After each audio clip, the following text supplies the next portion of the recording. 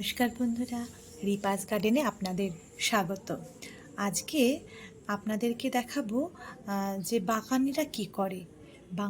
বাগানি হতে গেলে কি কি করতে হয়, মানে কতটা নিচে, বা ভাবতেই পারেন যে কতটা। আমি নিচে ভাবি না, আমি ভাবি আমি অনেক উঁচুতে উঠে গেলাম, কারণ আমি কোনো কিছু ফেলি না, কিচ্ছু না।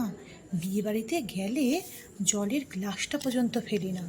টুক করে দেখি এদিক ওদিক কেউ তাকিয়ে আছে কি না, টুক করে নিয়ে চলে আসি জলের গ্লাস ব্যাগের ভেতরে করে। আপনারাও আনবেন। শুধু এইটুকুনি নয়, আইসক্রিম যদি আমাকে দেয় না, কাঠি আইসক্রিম, আমার ভীষণ রাগ ওঠে, ভীষণ। আর এরকম আইসক্রিম দিলে বা দই দিলে আমার ভীষণ ভালো লাগে। এই যেটা দইয়ের ভাঁড়, প্লাস্টিকের ভাঁড়, কি সুন্দর অ্যাগ্লোনিমা লাগিয়েছে, কত সুন্দর হেলদি হয়েছে দেখুন, দুটো চারা। আবার মিষ্টির হাড়ি আমি ফেলি না, ফুটো করে। Snake plant. একদিন কাজের দিদি বললো, বৌদি বাসন মাজতে গিয়ে ফেটে গেছে চায়ের কাপটা। আমার কি খুশি, তার কারণ আমি তাতে তো গাছে বসাবো, দারুণ মজা আমার। চা খেয়েছি রাস্তায়, সেদিনকার বর নিয়ে গেল আমাদের রথতলায় বাপির চা, হেব্বি ভালো বানায়।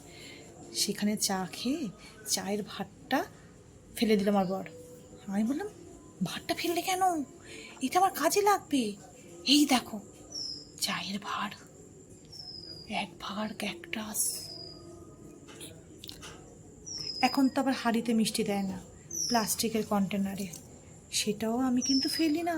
এই যে কি সুন্দর দেখুন, স্লিপিং পোথোস, কি ভাল লাগে দেখতে।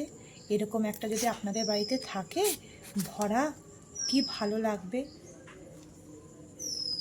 এবার আসি সব থেকে ফেভারিট জিনিস, প্রত্যেকটা ছেলে মেয়ে এখন এই প্রাণ নিয়ে আসি, বিরিয়ানি। বুঝেছেন? এই যে বিরিয়ানি ফুটো করেছি, কি সুন্দর গাছ লাগছে দেখুন। যত খুশি বিরিয়ানি খাক, শুধু কন্টেনারটা আমার চাই, আর কিচ্ছু না। শুধু কি তাই, আপনার বাড়িতে লাড্ডু আসে, সোনপাপড়ি আসে, আমি সেইগুলো ফেলি না। এই দেখুন কি সুন্দর চারা প্রপোগেশন করেছি, বীজ ছড়িয়ে দিয়েছিলাম কোকোপিট দিয়ে, এর মধ্যে কিছু বীজ ছড়িয়েছিলাম, দেখুন কি সুন্দর হয়েছে। লঙ্কার বীজ বড় হলে আলাদা টবে বসিয়ে দেব। বিরিয়ানি তো শুধু শুধু খেতে ভালো লাগে না, তার সঙ্গে চিকেন চাপ লাগে। ব্যাস, চিকেন চাপ কি ভালো লাগে, একটা সাদা একটা কালো, এরকম পাশে পাশে সাজিয়ে রাখলে দেখতেও তো কত ভালো লাগে বলুন। আমি রাখি।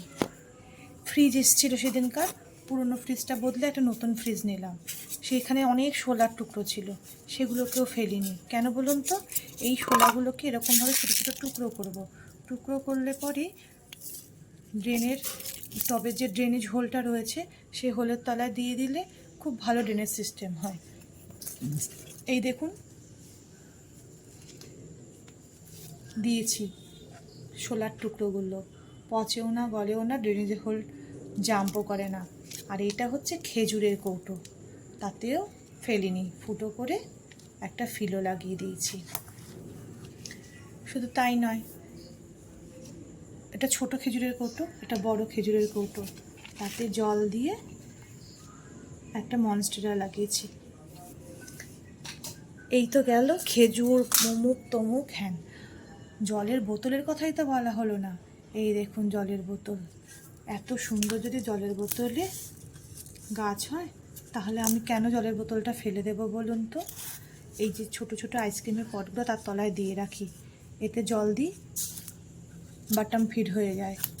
বাড়িতে যদি আমি নাও থাকি, ওই আইসক্রিমের বাটিটা ভরে জল দিয়ে চলে যাই, দুদিন অন্তত, গাছে জল না দিলেও চলে।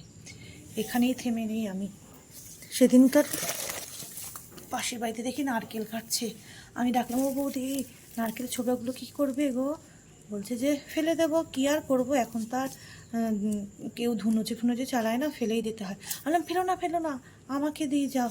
নারকেলের ছোবা নিয়ে এসেছি, অর্কিড লাগাবো, এবং ছোট ছোট টুকরো করে, এরকম ঠিক এরকম ছোট ছোট শোলার টুকরো মতন টুকরো করে যদি আমি অন্যান্য খাবার, বালি, ভার্মি, আর মাটি বাদ দিয়ে সিন্ডার আর এই ছোট ছোট টুকরো যদি দিয়ে মিশিয়ে একটা মিডিয়া তৈরি করি না, তাতে ফলিয়েজ প্ল্যান্ট মানে যে কোনো ফিলোডেন্ড্রন গাছ খুব ভালো হয়।